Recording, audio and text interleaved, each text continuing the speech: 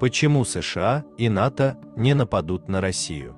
Ежедневно наше ТВ оглашает страну воплями и коварстве и злобных планах Запада по отношению к нашей родине. Канал «Звезда» вообще постоянно делает сравнение военной техники России и стран НАТО, прямо намекая, кто есть враг. Суровая повестка и технологическое отставание признаются, но на нашей стороне такие эфемерные сущности, как духовность, русский характер, Бог и величие лидеров. А такого оружия у них нет. Однако, за всю историю США никогда не нападала на Россию и даже не находилась с ней по разные коалиции, как, например, с ныне дружественной Венгрией, Турцией или Ираном, замеченными в прошлых недобрых делишках. Более того, США несколько раз буквально спасали Россию во время голода после революции, когда скатившееся в людоедство и массовую гибель населения Поволжья было поставлено на ноги американскими добровольцами. Сталинская промышленность была построена американскими руками и инженерами, хотя уже за деньги, выпотрошенные у крестьянства и ценой жизни тысяч заключенных. Уже после перестройки американская гуманитарная помощь некогда могучему сопернику не позволила России вновь прийти к голоду. Но если наши средства массовой информации говорят о планах Америки нанести удар по неукротимо встающей с колен России, а дети российской элиты находятся на Западе, скорее всего как заложники, надо разобраться, какие причины есть у них для нападения и в чем будет от него польза. Причины войн. Цивилизация давно сформировала список причин, по которым государства воюют друг с другом. Их список невелик. Идеологии ненависти к другим народам, странам и политическим режимам. Реваншизм и сведение старых счетов. Территориальные споры. Захват ресурсов и населения в качестве базы для эксплуатации. Религиозная, этническая или историческая рознь соседних народов. Личная неприязнь лидеров стран друг к другу и возможности отправить своих подданных на войну без объяснения причин зачем. И в целом все. Так нападение Третьего Рейха на СССР вполне объяснимо идеологией и попыткой захвата ресурсов для расширения жизненного пространства нации. Или Крымская война была для Российской империи актом захвата ресурсов слабеющей Оттоманской порты, а для Англии и Франции, напротив, попыткой не допустить усиления России в регионе, если Турция падет. Война крайне тяжелое, затратное дело, в случае малейшего неуспеха, ставившая под угрозу не только власть, но и жизнь оступившихся правителей. Для чего Россия нужна США и НАТО? На потенциальном поле боя мы имеем Россию, слабую экономически, со стареющим и небольшим населением, на другой стороне США и НАТО, превосходящие в десятки раз в военном и экономическом отношении. Есть ли у Запада идеологии ненависти к России? Едва ли.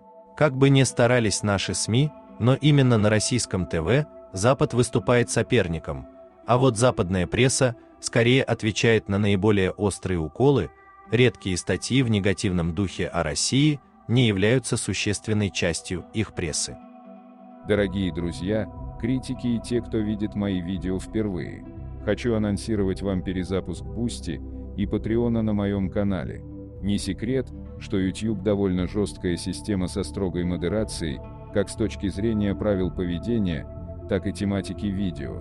Многие темы являются табуированными, закрытыми, не подлежащими обсуждению, что сильно сковывает тематику. И поэтому на Boosty для россиян и на Патреоне для иностранных зрителей будут свободные видео на те темы, раскрытие которых на YouTube будет невозможным и грозит всевозможными карами.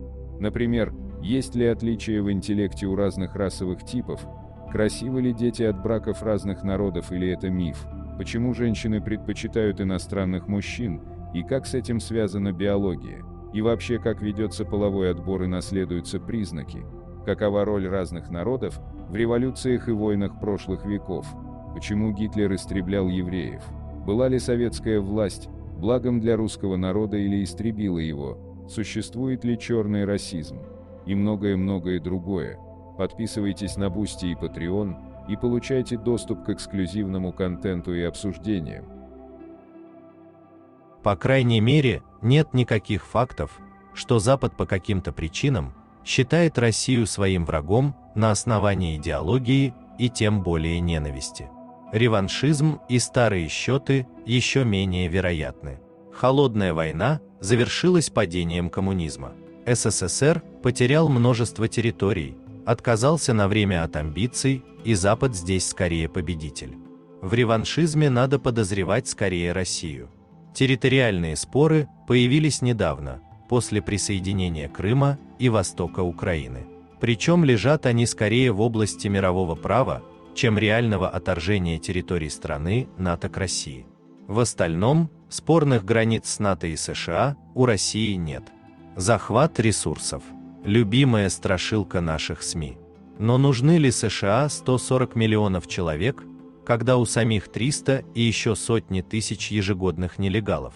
Ресурсы в виде леса, нефти и газа Западный блок и так получает от нас в неограниченном формате. Мы добываем сами и продаем все, что имеет ликвидность, причем наши рабочие делают это за смешные гроши, на фоне американцев, яростно защищая свои рабочие места, других-то нет. Современная ситуация, когда нефть идет в Индию и Китай по себестоимости, с невозможностью вывода средств, уже поставила «Газпром» на грань банкротства, а Запад прекрасно обходится без России и ее ресурсов, заставляя газовых князей только мечтать о временах продажи, добытого на Запад. Сами добудут, принесут и еще спасибо скажут. В ином случае, американскому рабочему придется платить в 10 раз больше, чтобы он добывал наши ресурсы.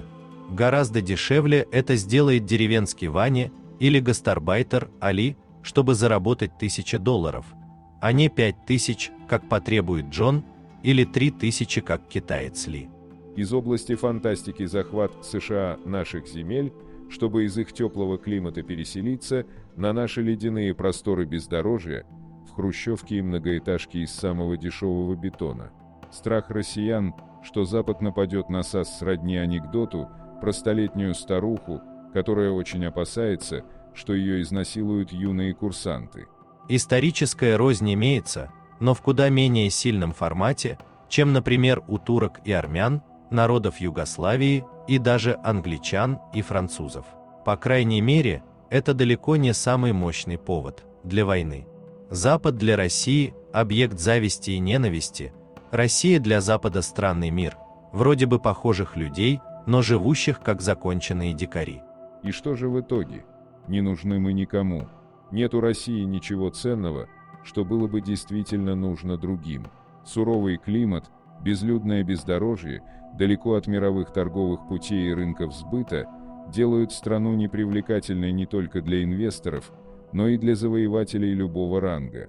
Зато у нас есть ядерное оружие, которое даже того безумца, который захочет нас захватить, вполне в состоянии образумить. Зачем тогда это нагнетание в СМИ? Отвлечение внимания, желание наших властей быть вершителем судеб мира и для придания себе ореола сильных лидеров, врага, надо тоже выбрать самого мощного. Внутренняя публика будет в восторге. А на деле, дети и активы у них находятся в странах НАТО или в США, и это все, что нужно знать о возможностях нападения Запада на Россию. Пишите, что думаете по этому поводу, ставьте лайк и подписывайтесь на канал.